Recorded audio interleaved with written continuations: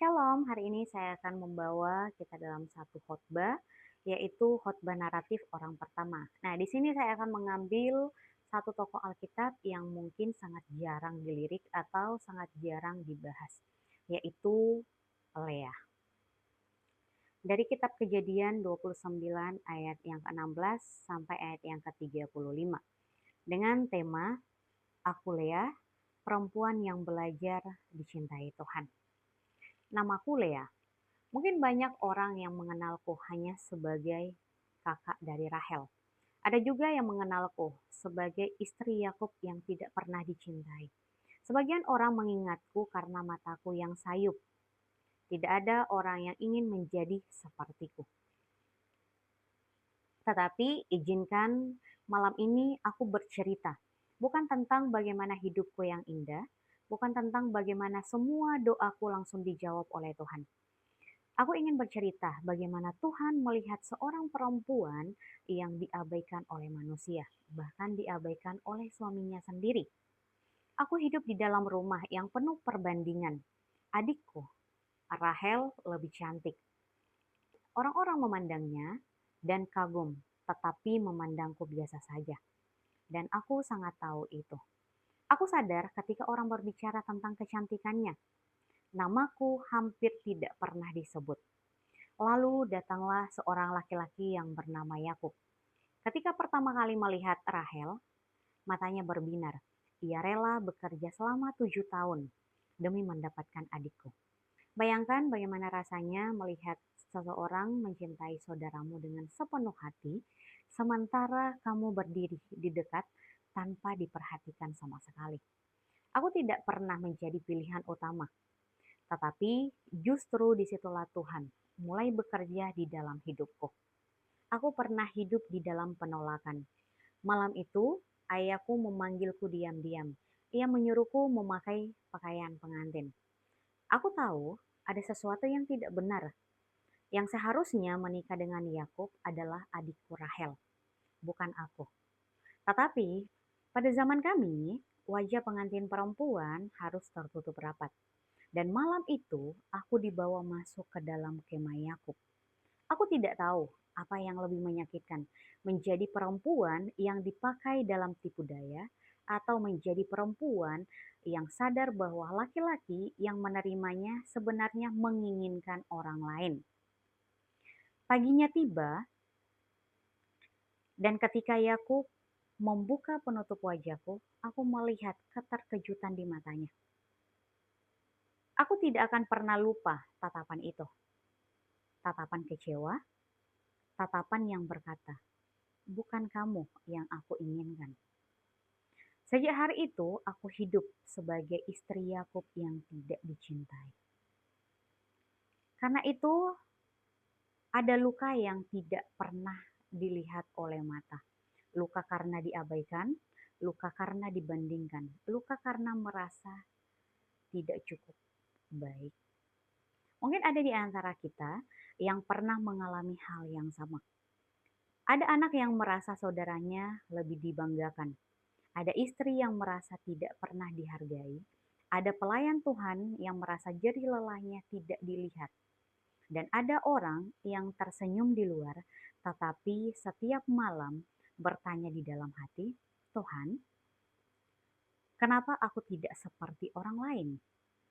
Aku mengerti perasaan itu, karena aku pernah hidup di dalamnya. Tetapi ada satu ayat yang mengubah hidupku. Di ayat yang ke-31 berkata, ketika Tuhan melihat bahwa Lea tidak dicintai. Nah, perhatikan baik-baik, Tuhan melihat. Manusia mungkin tidak melihat air matamu, keluargamu mungkin tidak memahami pergumulanmu, orang lain mungkin hanya melihat kelemahanmu saja. Tetapi Tuhan melihat. Aku belajar bahwa ketika manusia menolak, Tuhan tidak pernah menutup mata. Aku sempat mencari kasih dengan cara yang salah. Ketika Tuhan membuka kandunganku dan aku melahirkan anak pertama, aku berkata, Tuhan telah memperhatikan kesengsaraanku. Sekarang tentulah aku dicintai oleh suamiku. Aku menamai anak itu Ruben. Jujur saja, aku melahirkan bukan hanya sebagai seorang ibu. Aku melahirkan sebagai seorang perempuan yang haus kasih sayang. Aku berpikir, kalau aku punya anak, mungkin Yakub suamiku akan mencintaiku. Tetapi kenyataannya tidak. Lalu aku melahirkan lagi. Aku menamainya anak itu Simeon. Karena aku berkata, Tuhan telah mendengar bahwa aku tidak dicintai. Namun hati Yakub tetap lebih dekat kepada Rahel, adikku itu. Aku mencobanya lagi. Anak ketiga lahir. Aku menamainya Lewi. Aku berkata, sekarang suamiku akan lebih erat kepadaku. Aku terus berharap, terus mengejar kasih dari manusia. Karena itu, saudara-saudara, seringkali kita justru seperti aku. Kita mencari nilai diri dari penilaian manusia. Kita merasa berharga ketika kita dipuji, kita merasa berarti kalau kita diperhatikan, dan kita bekerja keras supaya kita diakui. Ada orang yang mengejar jabatan supaya dihormati, ada yang mengejar penampilan supaya diterima, ada yang melayani bukan karena cinta Tuhan, tetapi karena ingin dianggap penting. Tetapi kasih manusia tidak akan pernah bisa memuaskan hati kita. Aku memiliki 3 anak, tetapi hatiku masih kosong. Karena aku menjadikan manusia sebagai pusat dari kebahagiaanku. Dan selama manusia menjadi pusat hati kita akan terus kecewa. Aku akhirnya belajar memuji Tuhan. Kemudian aku melahirkan anak yang keempat, dan sesuatu perubahan terjadi dari diriku. Aku pertama kalinya tidak berkata, sekarang suamiku akan mencintaiku. Tetapi aku berkata, sekali ini aku akan bersyukur kepada Tuhan.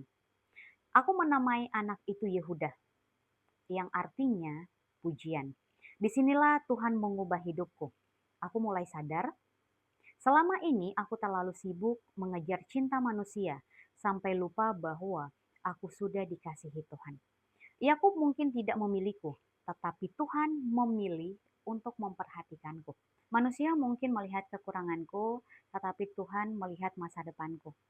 Aku memang bukan perempuan tercantik, tetapi dari keturunanku lah akhirnya lahir raja-raja Israel. Bahkan berabad-abad kemudian, Mesias datang melalui garis keturunanku. Ya, garis keturunan Yehuda. Dari anak yang lahir ketika aku belajar memuji Tuhan. Aku tidak pernah membayangkan bahwa perempuan yang tidak dicintai manusia ternyata dipakai Tuhan dalam rencana keselamatan. Karena itu, dengarkan baik-baik bahwa penolakan manusia tidak pernah bisa membatalkan rencana Tuhan. Mungkin hari ini kamu merasa kecil, merasa gagal, merasa tidak pernah dihargai. Tetapi Tuhan sanggup memakai hidupmu yang terluka menjadi berkat yang besar.